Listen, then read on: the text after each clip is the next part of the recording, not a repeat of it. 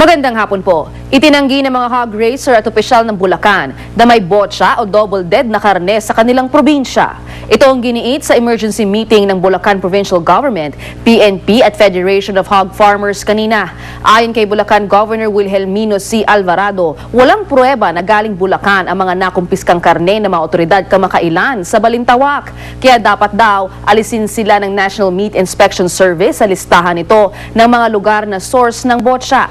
Mahigpit daw nilang ipinatutupad ang isang ordinansang nag-uutos sa bawat hog racer na ilibing ang kanilang mga namamatay na alagang baboy. Ayon naman sa Acting Provincial Veterinarian ng Bulacan, ang mga nahaharang daw na sasakyan ng mga otoridad na may dalang botsa ay galing sa ibang lugar.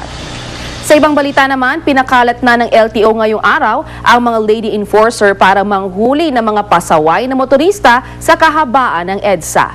Sa may EDSA Cubao, nasa 20 lady enforcers ang nakapwesto. Ayon sa LTO, magsisilbing augmentation force ang lady enforcers, lalo pa ngayong inaasahan nila ang mas maraming volume ng mga sasakyan dahil sa Christmas rush. Mula sa tahanan ng katotohanan, ako po si Lala Roque. Matapos ang sunog kahapon sa isang ospital sa Parañaque, bahagi naman ng East Avenue Medical Center nagliyab. Mga sanggol sa nursery, kabilang sa inilikas. Pampasaherong bus nagliyab sa Quezon Avenue, Quezon City. At Jeneline Mercado, nagsiselos ba sa pagtatambal ng boyfriend niya si Dennis Trillo at ni Heart Evangelista? Tutukan sa 24 oras dahil hindi natutulog ang balita.